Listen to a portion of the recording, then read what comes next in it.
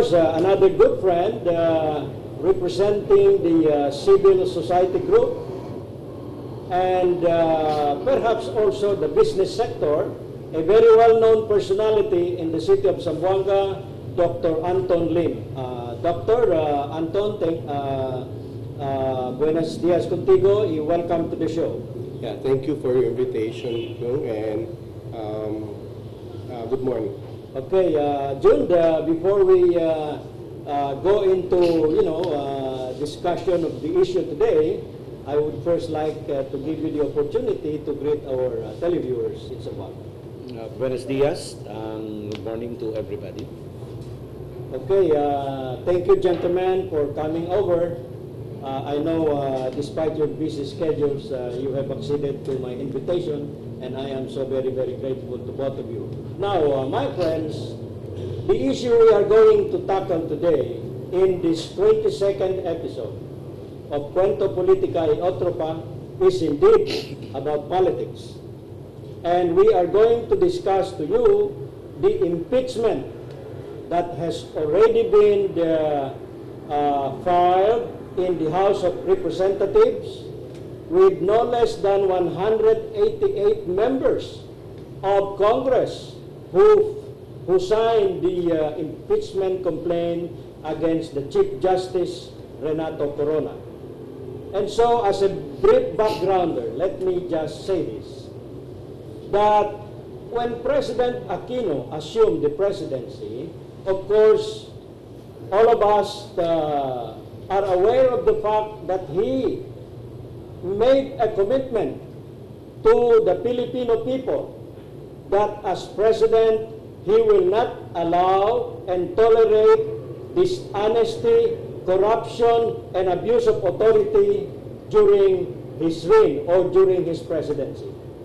And so with that, my friends, we have seen how this government have initiated and instituted reforms in the government. Of course, first, the President, through an executive order, constituted the so-called Truth Commission.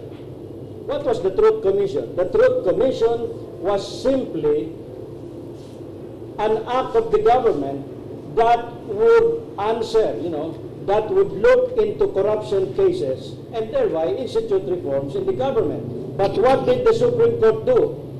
The Supreme Court turned down the Truth Commission, and the Supreme Court declared it as unconstitutional.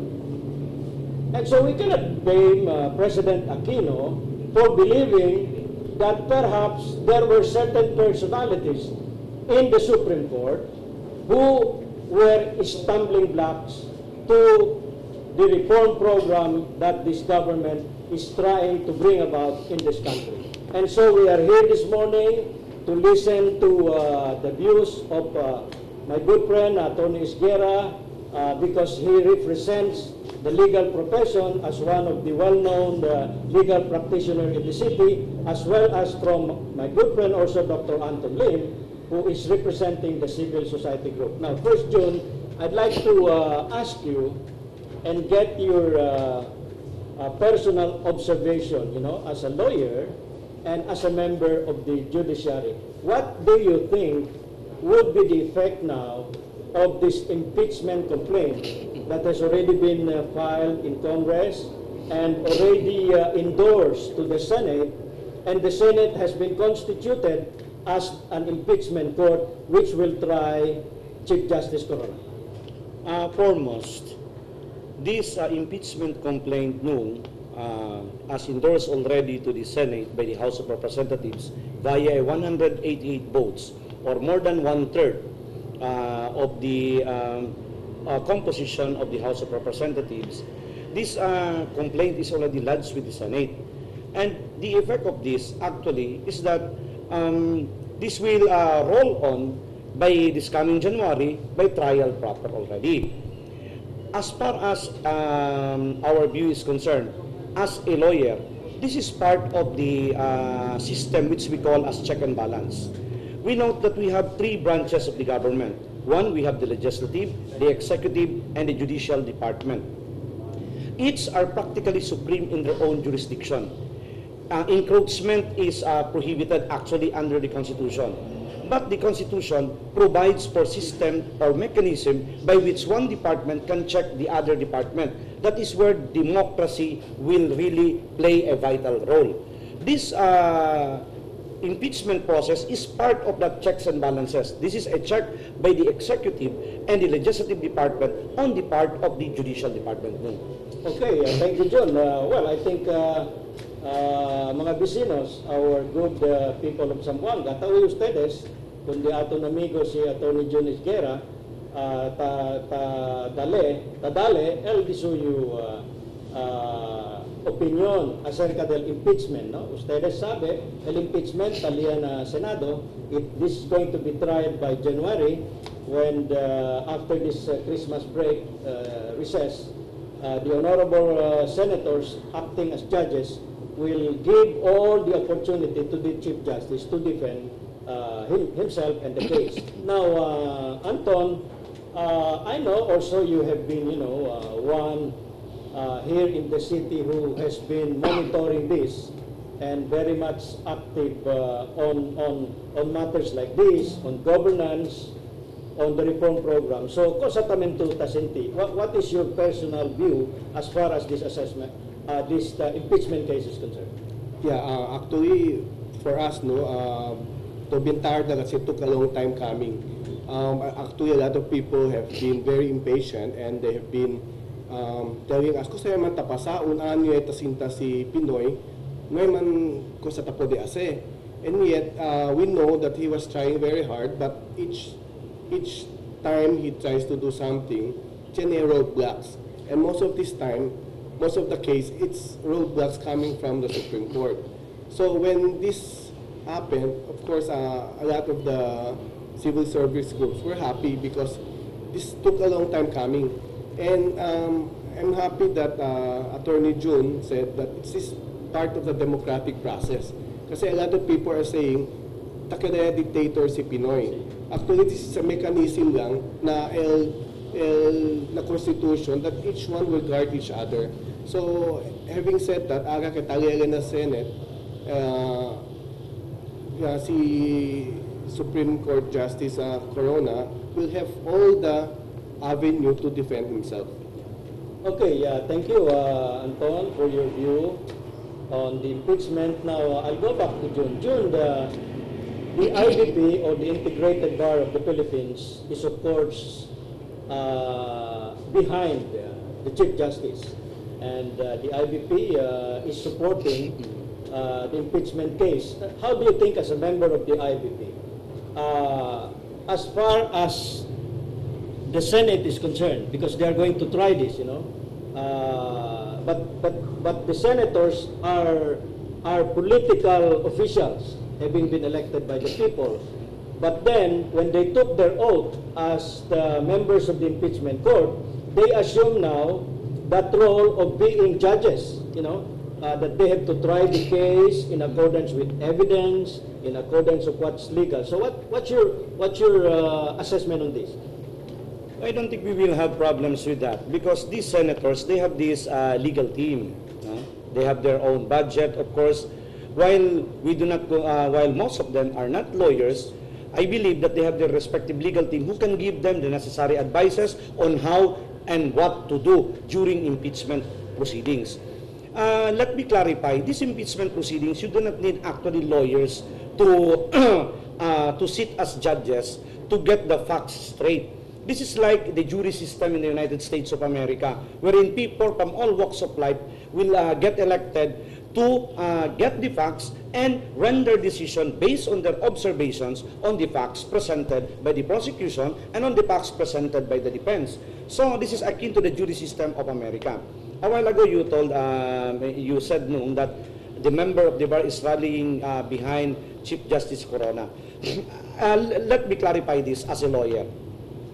Foremost, while we respect that this impeachment proceeding is part of the democratic and a constitutional process, what the IBP is clamoring and what the IBP is criticizing is the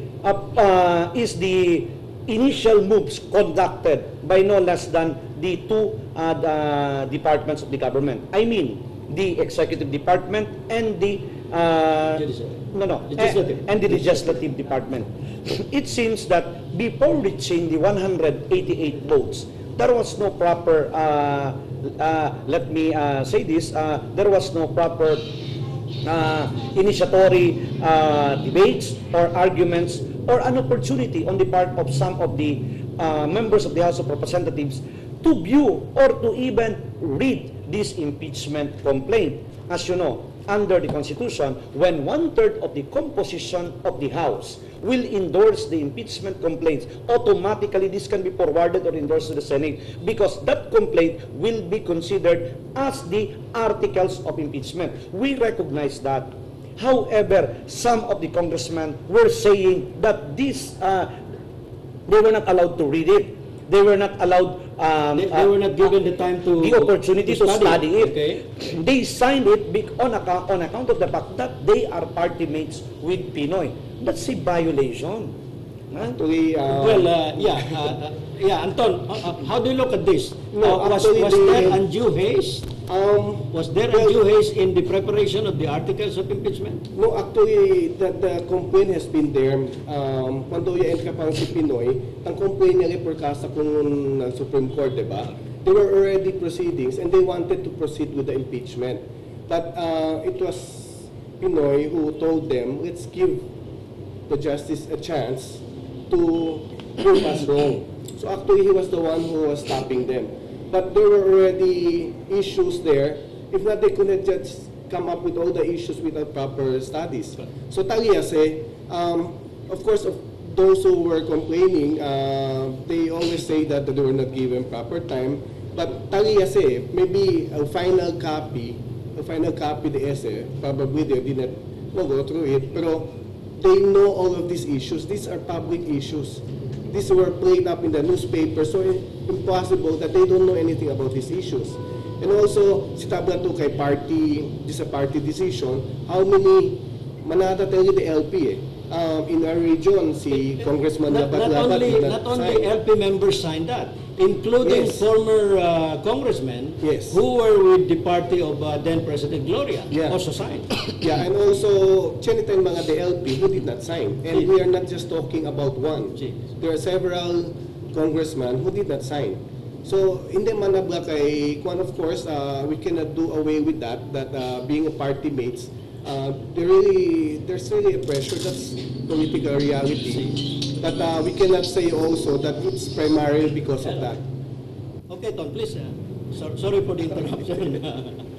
No, amoy ako. So, chini si tarde si tagas ka tan discuss sa sila. Sino ka siguro na proper form niya in its final form. Siguro some of them did not have a chance to go through it na thoroughly. Kasi sabi nga kita nako sa pasa si diha to bentarda. So that's what has been happening. Si diha kita sila tarda. By the time we kasi perdido yatamen say. That's the reality of Philippine politics. And best insita to surprises. But those issues were there from the day one, even during the campaign. Talaga sa mga issues, they're well versed with it already. So, si Abatunoy Tole, these are but excuses siya lang kayo. Okay, thank you, Ton. Jun, let me just say this, that the chairman of the House Committee on Justice, Congressman Nel Tupas, said that in fairness to Pinoy, there was no instruction from him as to filing and the preparation of the impeachment complaint. This was purely an initiative of the members of the House because they thought that there is really need, for the legislative branch to exercise its authority.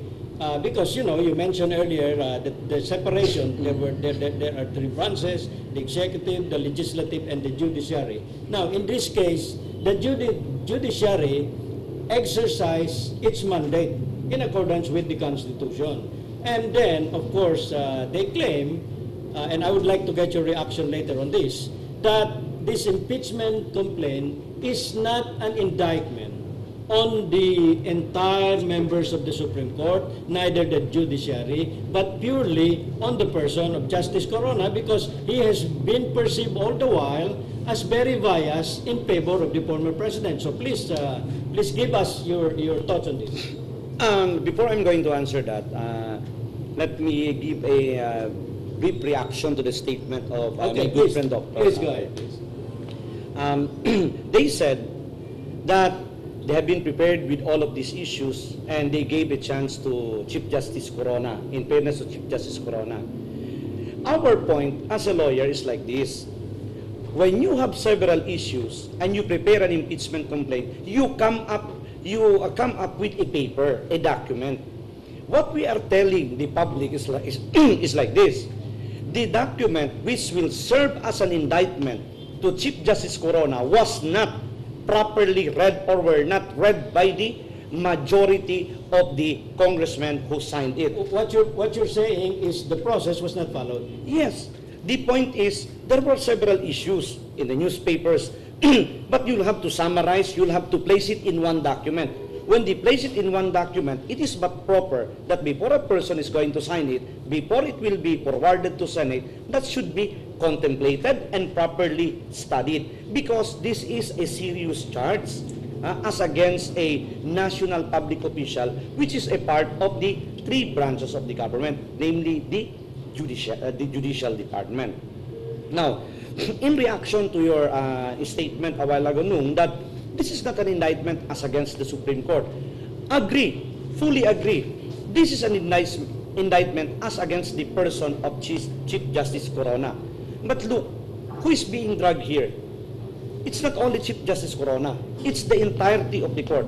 If we are going to read the charges, and I have brought here, number one, respondent betrayed public trust by his track marked by partiality involving subservient in cases involving the Arroyo administration. Number one, committed culpable violation of the Constitution because he is accordingly not a member of proven competence, integrity. I would like to go back on this. I am not trying to say there are qualifications for each department. When you can summarize it: citizenship qualification, residence qualification, and educational qualification. As far as legislative department is concerned, and the president must only be able to read and write. You go to the judiciary, he must be. That's under the Omnibus Election Code. No, that's under the Constitution. That's under the Constitution. Okay. If you are appointed to the judiciary, you should not be only a graduate or you should have practiced law for not less than 10 years. Then apart from that, you should be a person of proven competence, integrity, and probity. They are attacking on this provision because accordingly of the votes of Chief Justice Corona, which accordingly favored President Arroyo. And let us note, no. And it's 19-0. Yeah, and let us 19-0, yeah. let us note that when Chief Justice Corona decides, he does not decide as a whole of the Supreme Court. His vote is only one. Though he is considered as primus inter pares in the Supreme Court, that is the first among equals, primus inter pares as far as administrative aspect is concerned, as he supervises the court. But whenever the court will render decision in a particular case, his vote is as equal as the vote of the 14 associate justices. That is our point. Yes, that's, that's true. It's only one. But he's the one messing up or leading the 8 appointees of GMA. I don't have any doubts on his qualification. He's very qualified. But what leaves a bad taste in the mouth is that he was with GMA from the time she was Vice President. And for me, when you're appointed, when you're a midnight appointee, and you've been together with the President, you cannot help but suspect that he was placed there to watch the back of GMA. In fact, Anton, that is the overwhelming, belief of many people that then President Gloria appointed him precisely to protect her interests. Because, probably she knew that when she steps down from the presidency and exit, there's going to be, lots of things that will, be brought out against her. Yes, and what is sad is in January 2010, Father Bernas came out publicly assailing his midnight, appointment. Yeah. He was saying that if he accepts, he'll be part of that crime. But now he's saying that that offense is not impeachable, but and yet in January 2010, he said that's an impeachable offense. So what happened between 2010 to 2011, your guess is as good as mine. Okay, thank you, Todd. Now, June, I'll go back to what you said, primus inter pares. I'm no lawyer, but I understand. Primus inter pares meaning you are the chief executive or administrator of the court, right? Yes. Okay. Now, as primus inter pares, don't you think that Chief Justice Corona had that primordial responsibility to ensure that decisions by each and every member of justice of the Supreme Court should always be in accordance with what would approximate the truth? Approximate the truth, of course, legal interpretation that are not, let's say, tainted by any personal biases or by reasons of favor, like what many of us are thinking. That's why he has been very biased with his 19-0 record, is the fact that all during his career as a public servant, he has always been associated with the former president. So what's your view on this? Our view on this is like this. He may be the primus inter pares, but that is as far as administrative aspect and supervisory aspect of the courts is concerned. However, when we talk about decision making, I do not think even Chief Justice Corona can dictate the junior member of the Supreme Court with respect on how to cast his vote. Remember, the process of the Supreme Court, they assign a ponente for every case that will be ruled by them. Before it is assigned to a ponente for writing of the decision is concerned, the court has collegially come up with a decision. Oh, we favor this because these are the issues. Okay, this will be the facts this will be the cases that will support our decision. The decision is collegial in nature as a whole. Yes. It was not taken. I don't think Chief Justice can dictate because it will be in violation of his oath of office and the oath of office of the justices of the Supreme Court. Okay, it's getting to be interesting, and our good friend, Attorney Fred Jimenez, just came in. So he will be joining us shortly. Before we go to the next segment of the show, we will now have our commercial. Stay with us, don't go away.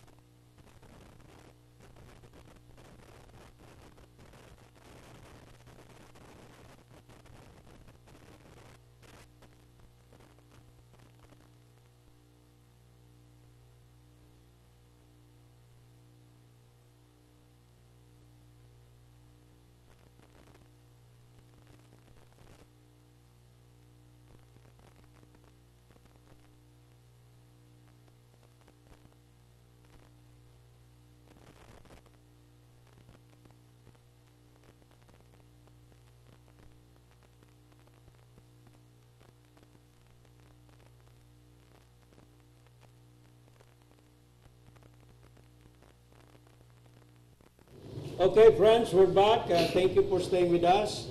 My good friend, Attorney Fred Jimenez, is now joining us. And Fred, thank you. I know you've been, you've had lots of activities last night. That's the reason why probably you wake up quite late. And so it's okay, we understand. Now you're here. I'd like you first to greet our televiewers because you just came in. Okay, to the viewing public of Zamboanga City, buenos días. Un poco atrasado yo kaya anoche, diamond IBP party. So, cansado. So, un poco and oversleep. But I'm here, and I'm willing to answer whatever questions my good friend Nung will propound to me. Thank you, Fred. Okay, so I'll go to you right away. Earlier, we have been discussing with June and Anton because our topic today is impeachment. Of course, the hottest issue in town now. And the impeachment case has already been filed in the House of Representatives, Senate. in the House of the Senate, and the Senate was already constituted to act as the impeachment court. In fact, the honorable senators took their oath already. So, what do you think, your personal view, as far as the outcome of the hearing? Because, it was mentioned earlier by June here that not all senators are lawyers. Now, of course, the personality now that the senators will assume is no longer as politicians, but as honorable judges who will try a case in accordance with legal, with legal procedures. So please give us your view on this. Well, I only hope these senators will act independently, impartially, and decide on the case based on the evidence, on the merits of the case. In America, the decision is being made by the jury. And the jury members there are non-lawyers. They're ordinary citizens. They're ordinary citizens. So I think our senators who have been, I think, in the public eye and would have been already rubbing elbows with lawyers, in fact, maybe studying law, I think is in a good position to make a decision. So we hope a good decision will come out of this trial of the Chief Justice Corona in the impeachment trial before the Senate. Okay, so I think that's a good view from Fred here, one of our foremost respected legal mind in the city. In fact, Fred, that is also what many people would like to have and see, that the outcome of this trial before the impeachment court in the Senate would be in accordance with what is really fair, considering the rule on evidence. Lawyers like you would always, would always say that in cases, in trials, it should always be based on evidence. Of course. But nung here, the difference between trial by impeachment trial and the, let's say, ordinary trial before the lower courts in a criminal case, in the criminal case, you can only have the conviction of the accused if the evidence of guilt is proven beyond reasonable doubt. This quantum of evidence is not required in the Senate. In the impeachment Yes, case. in the impeachment, because the only penalty that the Senate may met out is only removal From office. without prejudice to the subsequent trial in an ordinary court of the crime or whatever offenses Chief Justice Corona might have committed. So, this is a political game. So it boils down to a number game. And I think for conviction, it's 12. yes, They need 12 votes. majority. Yeah, they need 12 votes because Yes, the membership of the Senate is 23 right now. So for acquittal, the Chief Justice would need 7 votes. For conviction, the majority should be able to have at least 12. 12, yes. And you're right. I think that's a very good point that you have raised for the information of our people. These are two different matters. As you have pointed out, in the legal, in the legal defense, it should be beyond reasonable doubt. In this case, no such thing. I think, because it's political, it's a numbers game. Yes, I think substantial evidence, in fact, it is lower than strong evidence. Right. Substantial in the sense that there is some merits the complaint Yes. might result to conviction in the Yes. impeachment. Yes. So we only hope and pray that the senators will decide using their conscience. Thank you, Fred, Attorney Jimenez. That's a good point you have raised. I think that is very substantial, so that our people, our televiewers, will be properly informed. Now, June,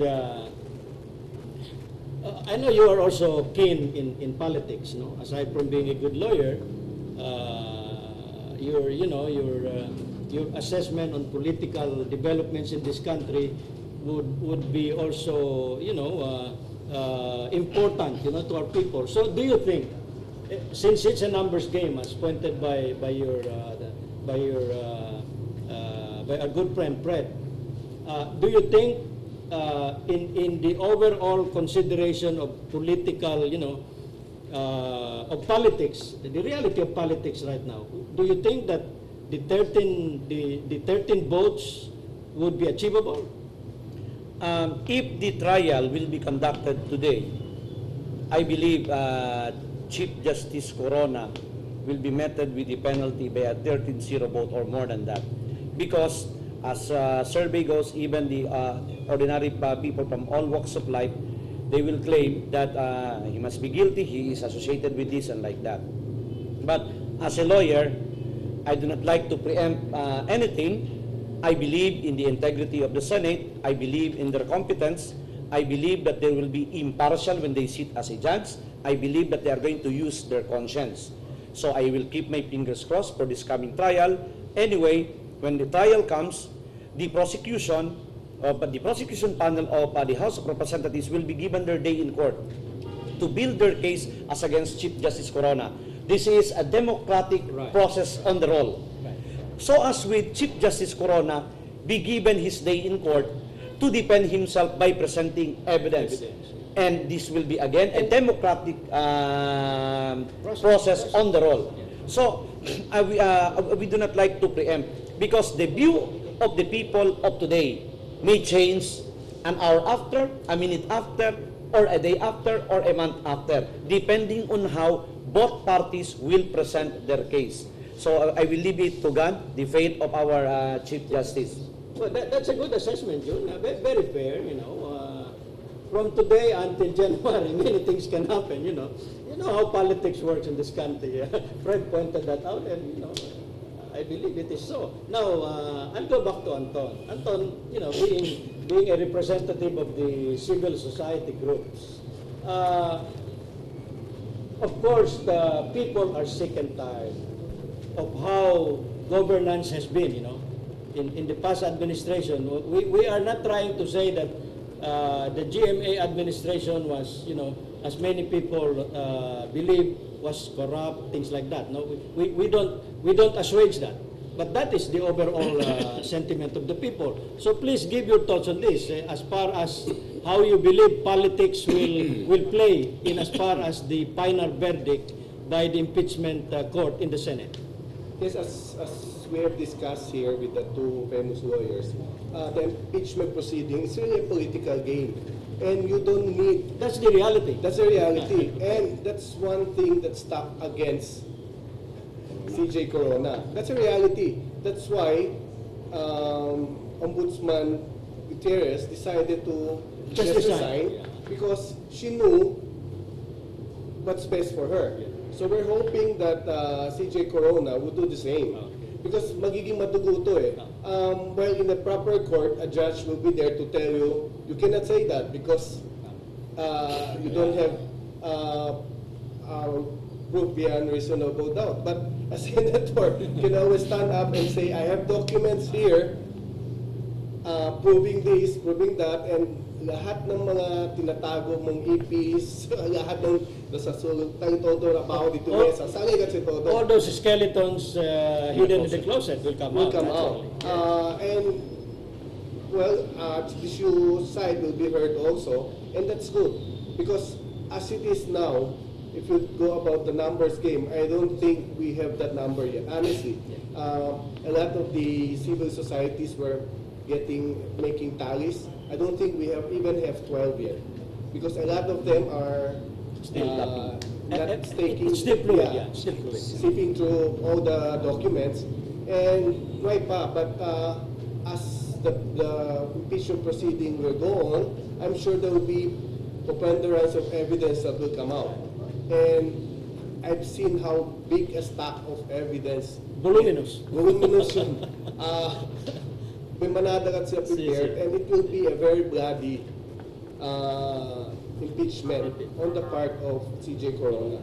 But he'll be given his day, Yes. and he can always You know, defend himself, yeah. defend himself, and that is nice about the check and balance of our constitution. So I'm happy that we're all in agreement that this is not unconstitutional, and this is one thing that Constitution de Aton that we should protect really, because this is one way of each branches of government will check on each other. I mean, it's healthy. You know, in democracy, el cosa ta sucederá, you know, is part and parcel of the democratic process. Yeah, it's part of evolution. Like, who would even think that Libya, they can change Yes. Gaddafi? Gusto. But nothing is impossible now. People are enlightened. You have social media to expose everything. So it's very hard now to keep anything inside the closet. Correct. I agree with that, Anton. I agree. In fact, contrary to what many people are saying, accusing President Aquino as being autocratic, I do not buy that. I'm sorry. No? I'm not a lawyer, but I have been a political observer all my life. And I know for a fact that there is no intention on the part of President Aquino to become an autocrat. Now, But he's very happy now. yes. Because it's the first time he's being said that he's autocratic. For most of the time, he's being labeled as not doing anything, Yes, don't know what yes, to do. yes. So at least as someone who is, I'm sorry to say this, but you know, we have to be frank, you know, with what we say. As someone who's lazy, yeah. But now he's really working very hard, and even coming, we're surprised that he's really going after this with all his available time. yeah. Okay, thank you, Ton. Now, Fred, I'll go to you. There are three bases cited in the articles of impeachment. No? One is culpable violation of the Constitution, betrayal of public trust, and corruption. Which do you think is the strongest among these three, as far as your evaluation as a lawyer is concerned? You know, when you say culpable, if you are a criminal lawyer, it doesn't mean that the crime committed is intentional. Okay. If you did the crime through negligence, that's culpability already. That's culpable. Okay. No, so this is, I think, the aspect of the articles of impeachment where the prosecution has so much room to argue and prove the case. If it happens by negligence, it is still culpable. If it is maliciously done, deliberately done, More so. More so. As far as graft and corruption, I think this issue is not very strong. Don't you think that there is this record that is now surfacing, and this was brought out by Marites Bitug, the one, she's a veteran journalist, and she is in charge of the Center for Investigative Journalism. Now, it's in Facebook last night, I saw it, that she was able to get record that Mrs. Teresita Corona was appointed by then President Aquino, President Gloria, to 5 government positions simultaneously and at the same time. Now, I was in government, you know, we have been in government, we have had government experience as head of office, as chief of office, and we also know what administrative procedures in government. There's such a thing that the president cannot appoint somebody under civil service law to multiple positions. There were 5 positions in the Kamchan-Hay Development Corporation in Baguio. So legally, what do you think of that? Well, Is that not graft and corruption? that is, I think, nepotism. Okay, But the one responsible and answerable for that is the appointing authority, The one, GMA. the president, the then president. Okay. Well, maybe the reason there is because of being the spouse, wife of Chief Justice Corona. But if there is some evidence showing that Corona also lobby Benefited. or benefited from, benefited, that could be graft and corruption. But then this has to be proven. Yeah. This is not a strong case. I see. Okay. Well, we were also told that Corona used the JBC funds for another purpose. Right. Well, that's only technical malversation. Conversation. Oh, malversation. If you not look, merit impeachment. if you look at the praise for the crimes that the Chief Justice or any constitutional officer may be impeached, all of them, the praise there is means serious offenses, high crimes. So if it is minor corruption, I don't know. Betrayal of trust also. It's the strongest. Another strong point. Because of- Okay, please, John, please. Can I answer on that point? Let me say this. The sins of the wife cannot be attributed to the husband unless, as what my idol here, Attorney Jimenez said, there are evidence that would lead to show that the husband lobbied for it or he used his position or influence in order for the wife to get it. That makes him a co-conspirator. Now, with respect to what you have cited, no, that the wife was appointed simultaneously to 5 positions at the same time. Let me acquaint you with the provision in the Constitution. What is prohibited in the Constitution is the holding of the so-called incompatible office. Okay. A member of the legislative department should focus, for example, with enacting laws, with his role in Congress. Okay? But don't you know that a member of Congress can sit as a board of regents in every state university? You don't call that an incompatible position because he has a salary in Congress while he will be receiving only emoluments and other perks and allowance while sitting as a board of regent or board of trustee. So what am I saying? This is not a matter of pointing or trying to defend the wife of Chief Justice Corona. Let's face the issue squarely. With Chief Justice Corona as a person for his indictment, we will not involve the collateral aspects. In fairness, with all due deference to the wife, no? You can hold several positions at the same time, provided it will not be an incompatible office, which is in violation of the Constitution and the civil service rules for that matter. June, the reason cited by Bitok, I think Bitok is also a lawyer. No. He's not? She's No. not? She's not even related to Justice Bitug. Okay. Well, whatever. I've read this book. I have read her book. This was the reason she cited.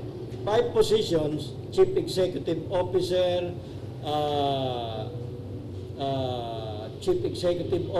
I think President, and 3 other posts, different positions, but appointed all at the same time under that Kamjanthi Development Corporation. Now, she said that there was a resolution from the City Council of Baguio authorizing the former appointees who were asked by the President to resign just to accommodate Mrs. Corona. Now, another thing is that the office wherein Mrs. Corona was to have was in Baguio, but she was holding office in Quezon City. And there were I think sums of money to about 600,000 plus for expenses, supposedly that she used, in accordance with the carrying all her 5 functions, which were charged, but she was holding office in Quezon City and not in Baguio. So as a lawyer, do you think that there was no violation of law on that? These are matters of allegation, and this is a part of the investigation, I believe, conducted by Ms. Bitug. But there were no cases filed in court. Allegations and proving it in some other fora or forum are practically two different things. You can say that a person is like this or like that, but you cannot even prove it. That's my point. If they knew it from the very beginning, why didn't they file the case as against the wife of Chief Justice Corona? And if it is the fault of the wife of Chief Justice Corona, why blame? Why file an impeachment as against Chief Justice on account of the actions of the wife? That is not fair. Yeah, I'm not a lawyer. Anton, I'm okay. not a lawyer, Please. and I'm very far from being one. But if she is not the wife of Chief Justice Corona, I would not have raised hell. She's entitled to it. In fact, I don't think she gets salary, and I don't think Maybe allowances. yeah, maybe allowances. I think that's allowed. I know of several people who occupy several board positions. But remember, she is the wife of a Chief Justice of the Supreme Court of the Philippines. And you cannot take her out of the equation. Kahit sasabihin natin, even if it's legal, is it morally or sa conscience, is it chamber delicadesally? Si. Ano nga lang, Kel, maybe legally, we don't have any case. Maybe that's the reason why they did not file anything against her. Yes. Pero, siyempre, you cannot stop people from thinking otherwise, that because of her position, or she got those positions, specifically because she was the wife Of the Chief of Justice. Chief Justice. If not, it could have been given to any of us. Yeah, okay. This is for... There is double compensation that is prohibited. yeah, Fred, I think you want to say something? Well, it's double compensation. Yes. That is, I think, That is prohibited prohibited. That's in the prohibited. Constitution. So, Okay. if you hold two offices, you cannot receive your salary from both From both, yes. offices. Yeah. But if you limit the salary only from one office, you may hold other offices, Several offices. provided it is not incompatible with the main office you are holding. But how about receiving allowances, other types of emoluments from the other offices? That's also compensation. Because that is money from the Yes, government. yes, that's it. And I don't think if she's not the wife of Chief Justice, she would be able to get all of those. Yeah. I think that's the beef. Yeah. It's not whether it's legal or not, but it's because her husband is the Chief Justice of the Supreme Court of the Philippines. And if you want people not to suspect anything, you should be Hands off. hands off, Delicadeza-wise, the Chief Justice should have advised his wife not to accept. not to accept, because think of me, I'm the Chief Justice, I don't like to be criticized by the people. That will be unfair because a lot of people say she's very qualified also. But then again, okay lang sana if she's not the wife of the Right. Chief Justice. But being the wife of a Chief Justice, she should have been more prudent. Well, what Anton is saying, the Chief Justice should not marry. He should stay single. Or So, just have many- walang hassle. That's another point of view, Fred. Yeah. That's a Now, legal point of view. yeah, I'd like to read this, and I'd like to request Fred and June to react. This was what Ms. Bitog said. If the Chief Magistrate and the Honorable Justice perform duty, and the responsibility to help shape honest and respectable public service, the judiciary will serve the Constitution well. Now, there is now this thought, coming out in the internet, something like save the Constitution from the court. We have reached a point where we must take action to save the Constitution from the court and the court from itself. We want a Supreme Court which will do justice under the Constitution and not over it. A reaction, gentlemen. That is a good point. Okay. I This is precisely... myself, I could hardly give some sort of exaltation to the other members of the Supreme Court, because unlike before, where you have JBL Reyes, Apat Santos, those were the justices beyond question. Hanky. Oh, but now is a lawyer from nowhere goes to the Supreme Court. So I think that comment has a point. But in a case before the Supreme Court, there are always at least two sides. So if one side loses, they will point out that the court did not make a good decision. It's a matter of opinion. But if the court will base its decision on the evidence, whatever is the decision, it would be a good decision. The only thing I don't agree with the Supreme Court is the Palea case, where they decided, then reversed. There was flip-flopping. And the Lamitan City Hall case. Yes, and it's causing a lot of harm. They've been saying that we're attacking the Supreme Court. We're attacking the judicial system. I think that's farthest from the truth. What we're doing actually is saving the court from itself. Correct. We're saving it from self-destruction.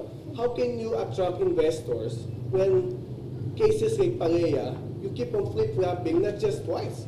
You can say that they committed mistake, but to commit it again and again, that's already, I don't know, the height of... That's a good point, Anton, no? Because the court is supposed to be the court of last resort, where the people would go. Now, if the court flip-flops, if the court makes one decision today and then next month another decision, what would be the impression of the people? I mean, that's a good point. People That's a have very been good point. dreaming up of doomsday scenario with impeachment proceedings. They're saying this will affect the economy. Well, probably, but we've been to so many impeachment. This is not the first time that we had impeachment, but the very first time for... Yeah, only Justice. during the impeachment of ERAP, there was no, there was no conclusion.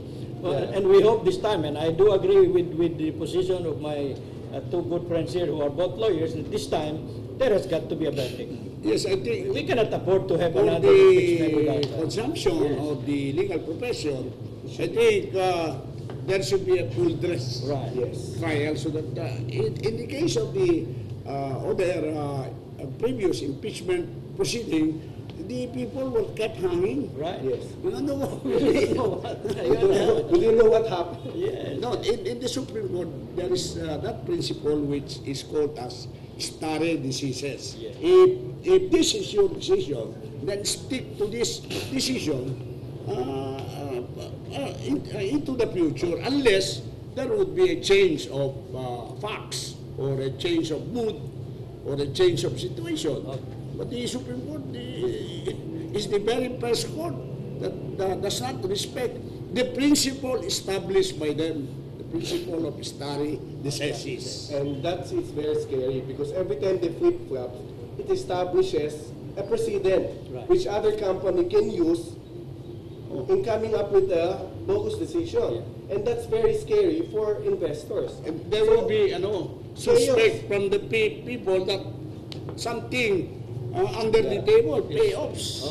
Okay, gentlemen, before we proceed to another area of discussion, we will pause for another reminders. Please stay with us, don't go away.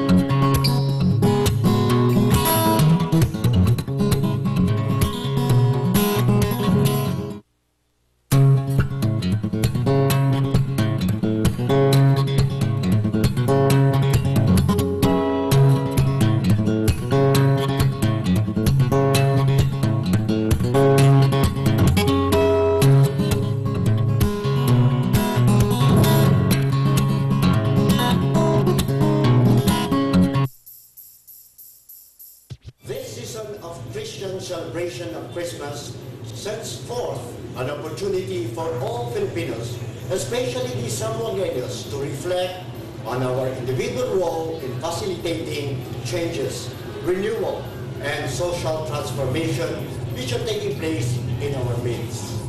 It is an excellent time for us to reflect deeply whether or not and to what extent do we collaborate and cooperate with all men of goodwill in the process of renewal of our society for our own good and for the good of our children in the years to come. As creatures of God, we are all united as one big family of humanity by a form of supernatural solidarity. From this solidarity springs forth the driving force of love and charity, and for our immediate family members and for our neighbors. The spread of this spirit of Christmas to love and to serve all men must prevail today, tomorrow, and in the near future. This is Joel Apolinario Fabian wishing you all Merry Christmas and prosperous New Year 2012. Snow man ka hindi akitan snow. No ay kami ki-reindeer pero tiene cabrito. No ay snow man ka hindi akitan snow. Pero alegre lang syempre el todo Zamboangueño. Residente de Zamboanga di siempre ya. Pero no hay nuevo camisa que usa. No hay tan mejor que juga. Belgal City na se sabi roto pa. Bagyo, manya pasa. No makita maluya maskin pobreza. Este el tiempo legal mesaya. 9 días, completa na iglesia. Maskin bulan, no hay hamon. Lantaw lang magamamun. Nabrenda contigo maskin saging toron. El espíritu de Pascua na kada casa. Apretado el cinturón, ya lo ya. Ding dong, baboy de pilong. Okay, friends, we're back. We still have about 25 minutes before we wind up the show. It's been a very, very lively discussion. I'm just very thankful to my friends here, Attorney Fred Jimenez, Attorney Junis Guerra, Dr. Anton Lim, for coming over to share in the discussion. You know, gentlemen, with guys like you discussing an issue such as this, and with your, you know, very enlightening comments, reactions, I'm sure our good people will learn many, many things from the things that we are discussing. Now, earlier, Fred mentioned about the Basilan case, and I think my good friend here, Jun, would like to say something, because I understand you're the lawyer of the Basilan. Lamitan, yeah. Okay, please, Jun. Yes, no, with all due respect to my idol here, Attorney Jimenez, I was the co-counsel of Estelito Mendoza with respect to this Lamitan City case and 15 others and 15 other cities. We would like to point out that prior to the filing of the case in the Supreme Court, Lamitan was practically enjoying already an internal revenue allotment of a city. So they earned that they have that era from January up to June. For them to be told that that was cut. You know who did it? Some members of the House of Representatives at that time who were former city mayors. So we lament the inclusion of this issue. This is practically a rehash. The Supreme Court has flattened this issue already. There's already a landmark ruling. In fact, it is included already in the budget for 2012 that Lamitan City will have an internal revenue allotment of a city budget. Of course, we cannot blame the other cities, the affected cities, because their increase in the internal revenue allotment was decreased. I am not saying that the internal revenue allotment of the League of Cities was decreased. The increase of the internal revenue allotment was decreased and was given to the new cities. It is unfair for the Lamiteños and 15 other cities for this inclusion because these are already things of the past. Okay, so Fred, would you like to add or give your comment or so on that? Well, I agree with June that you do not bear gripe against a group of people, because I think one of the cities involved here who protested against the cityhood of Lamitan is Zamboanga City, because the allotment for Lamitan, internal revenue allotment era for Lamitan will automatically reduce the era of Zamboanga City so that it will go to Lamitan. That we should also consider the fact that we are all Filipinos, then let other groups of Filipino also prosper. Anyhow, Zamboanga City has plenty of money. In fact, we can spend millions for Christmas lights, millions for celebration of Fiesta Pilar. Are you saying that this was some kind of selfishness on the part of those who oppose this? Just because merely that would mean a deduction on their IRA? No, On their naturally, revenue the allotment? mayor of Zamboanga will protect the interest of the people. Of course, that's Zamboanga. expected, of But course. in doing so, he will be denying the other group of people from going up. Especially a neighbor. Oh, yeah. Going up in society. So, I think they should weigh things. And if the deduction in the era of Zamboanga City will not gravely affect the management of the finances of the city, then do not anymore Post protest seriously. Okay, thank you, gentlemen. Now, let's go to another issue. A few days ago, the court administrator, Justice Midas Marquez, said, because there was a court holiday, and then the judges in the Manila trial courts with some about 200 employees marched and trooped to the Supreme Court to show their sympathy to the Chief Justice, the beleaguered Chief Justice. So, in many media interviews, Justice Marquez said that there was no official declaration, only some text message that reached, the courts in the provinces. But later on, it was found out that there was indeed an order coming up from him, and this was so presented. So, what would be the liability of no less than the court administrator seemingly to have lied to the public on that issue? Before we go to that, I just want to tell the people that Justice Midas Marquez is not a justice of the Supreme Court. He is only a justice of the Court of Appeals. I see. And a court administrator should at least be a justice of the Court of Appeals. So he is a justice of the Court of Appeals? Yes, No, rank as a okay. justice of the Court of Appeals. But don't ever have this misinterpretation that He's one of the justices. Marquez is one of the Justices. justices of the Supreme Court. Well, if it is, it could be,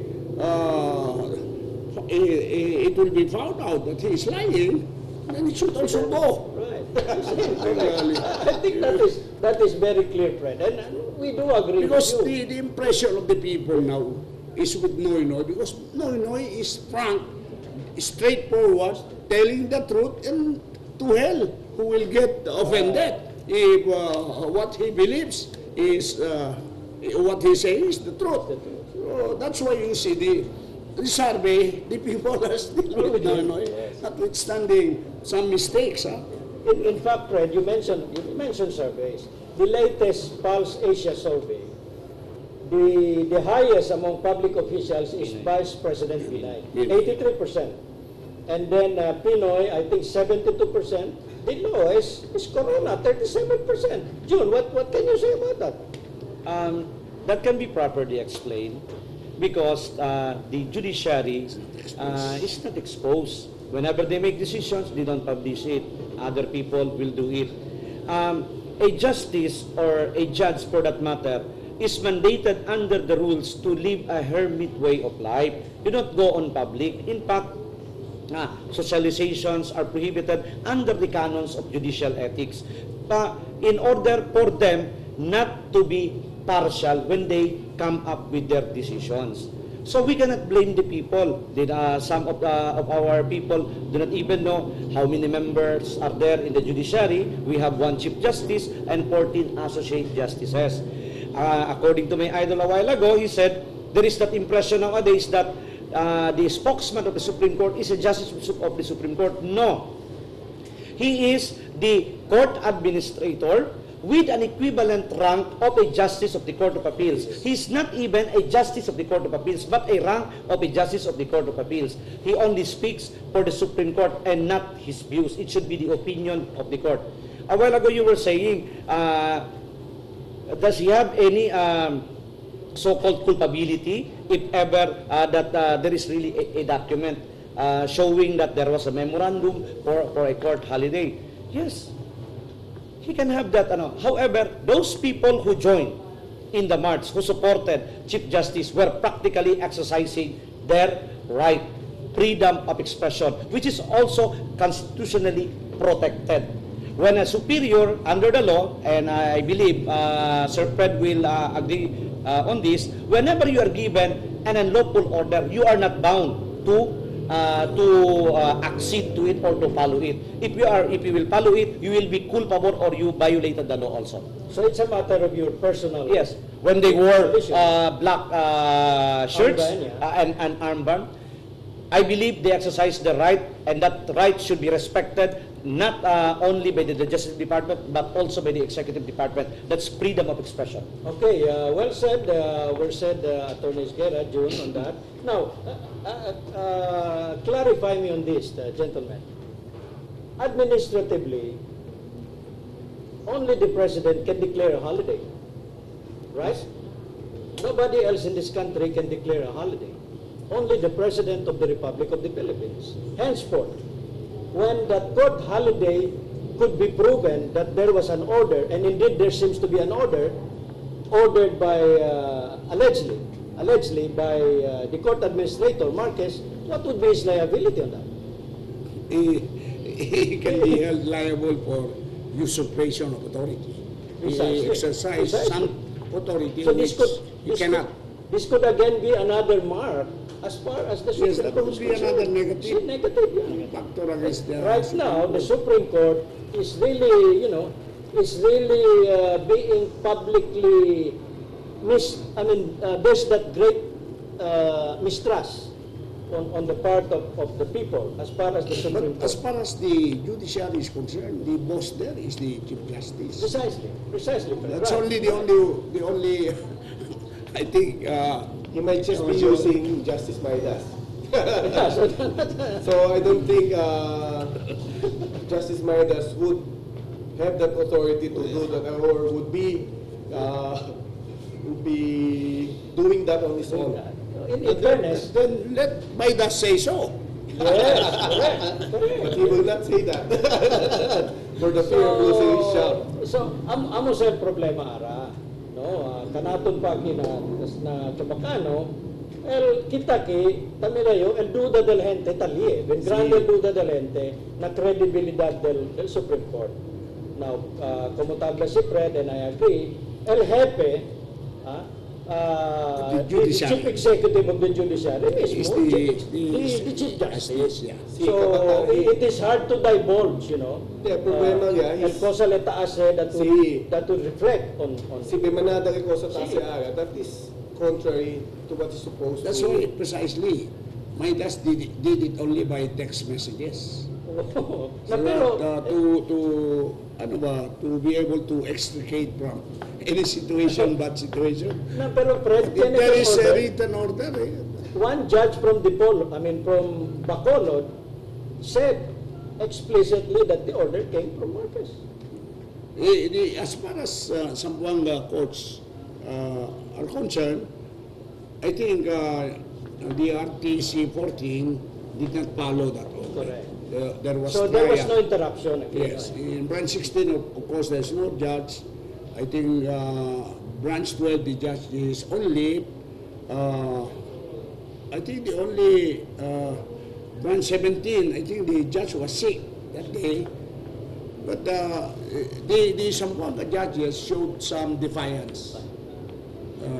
particularly Judge Estacio.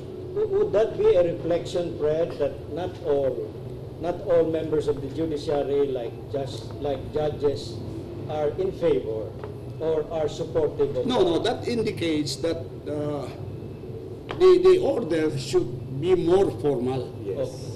not by text Not by messages. text messages. It should be in writing or Kasi circular. si by text lang to, if they got into trouble, they have no paper to show that they were No ordered. proof. No proof. Now, John, in government, when you do not render service, you can be deducted your salary, Yes. right? Yes. So, what do you think? Those people who joined the march did not report for work. The office of the president can order the auditor to withhold their salary for 1 day. Is that legal? Or That will be encroachment on the part of the president.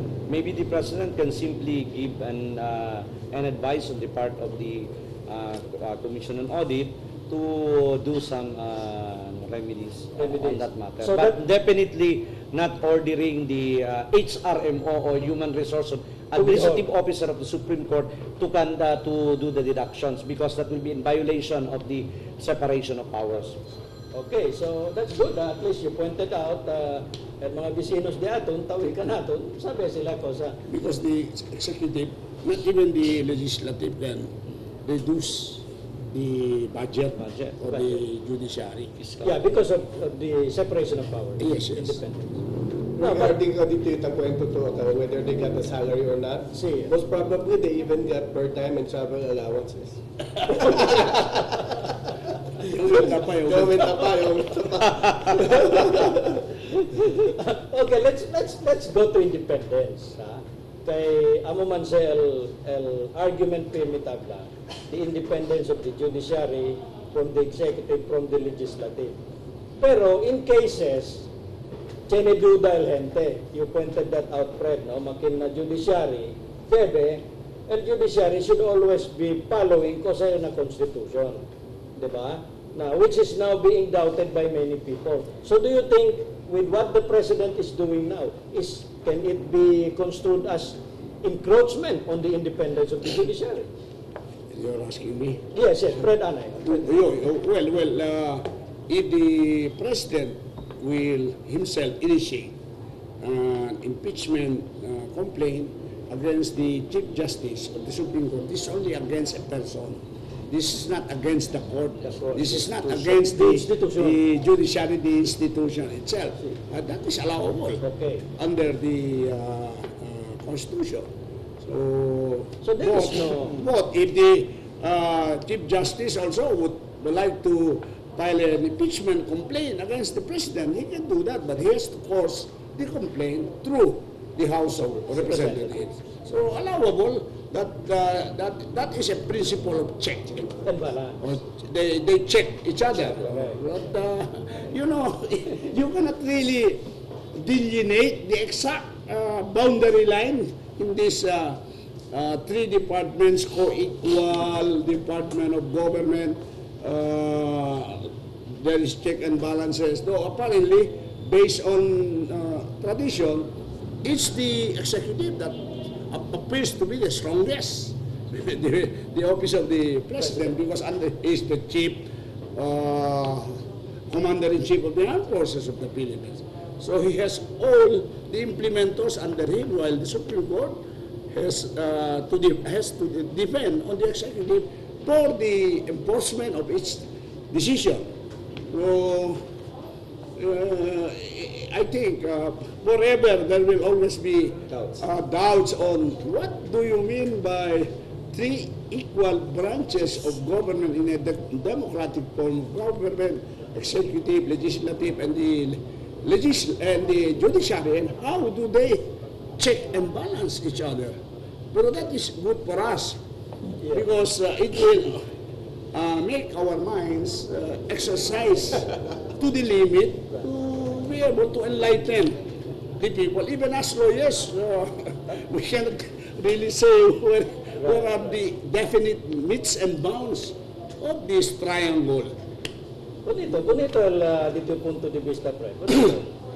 Okay, we have 5 more minutes. It's been a very, very lively discussion with very dynamic personalities like all the three of you. So, since we are almost to end the program, I would just now like to give each and every one of you the opportunity to, say whatever things you would like, and then your parting words. Jun. Foremost, Nung, we thank you for this opportunity that you gave us in participating in this discussion about impeachment. We would like to stress, me, myself, I am not being the IBP as a lawyer. I fully support the move of the President in his program, Daan na Matuwid. But as a lawyer, I have high respect for the President and to each of his cabinet and the legislative department. But as a lawyer and as a citizen, as a taxpayer, I'm saying that legal processes should be followed in these proceedings. Impeachment proceedings and impeachment charge is a serious charge. This will not only affect the very person that is being indicted in the Senate for purposes of impeachment. This will affect not only the person but also the institution as a whole. Why? Why do I say this? Because time and resources on the part of the legislative department, on the part of the President, and on the part of the judicial department will be taken. When this time and resources will be taken, who will be affected? It will be us, the Filipino people. But considering that this is a constitutional process, legal processes should be properly observed and this should be immediately resolved. My parting words that this is a part of the so-called checks and balance. Again, I would like to reiterate the separation of powers. Each department is a co-equal department. Each department reigns supreme as against other departments. But each department can check this one department from another. A good example, the legislative can check the power of the President by vetoing, by issuing the so-called legislative veto, by constricting the budget of the office of the President. The Chief Executive likewise can issue a veto power on the power of the legislative department to enact laws by refusing to sign it or by vetoing it. The Supreme Court can also exercise the so-called check and balance, and that is nullifying the action of the legislative and of the executive department. There are other parameters or parts under our Constitution which give effects or which give semblance to a democratic process. But what is more beautiful is that the democratic process should be exercised with due prudence and using our partiality, conscience, and believe in God. Thank you, no. Thank you. Thank you. Thank you very much, Attorney Jun Esguerra. And before I go to Fred, Anton, would you like to say some parting words? Yeah, just like to say that we're really for a quick and hopefully a final ending. Kasi for the past how many impeachment we had bitin eh. So this one, we hope that this will be quick. This will be really dapat siningat ending. And we hope that people, ordinary people, will really be vigilant and to follow each and every proceedings, because vigilance lies on us. We cannot just put everything on the shoulders of the President. We have to do our part. We have to stay informed. We have to inform people, and we have to do our share also, because no one can do everything, but each of us can do something. Thank you. Thank you, Dr. Anton Lim. Now, Fred, I am sure that a lot of people now would like to hear your parting words. Yes. I am a Pinoy lawyer. In the last election, some lawyers or many lawyers all over the Philippines volunteered to appear as counsel of Noy in the election of that last year, no? And I was the one assigned in Sulu. But so I have some sort of attachment. But still, I will ask that the people, you judge this case based on what is right and what is wrong. What God has taught us to choose independently.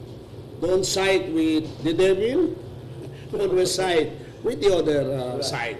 Just be Because that's the only way we can move forward if this will result in a chaotic situation. All this, even the Constitution, is under the principle of necessity. If there is need to be, there should be war, then this Constitution is thrown aside. So be watchful, use your conscience in judging. Do not take sides. So, no, also, thank you very much for giving me this opportunity to again speak to the people of Zamboanga and neighboring places. My pleasure, Attorney Freddy Menes. Anytime, anytime. Also, June, thank you so much. Dr. Anton Lim, mga Bisinos, we are now ending another edition of your show, Cuento Politica y Otro Pa. Until next Saturday, this is your host, Nung Adjihil, saying thank you so much for watching us. Until next Saturday, wassalamu alaikum warahmatullahi ta'ala wabarakatuh. Thank you, Jude.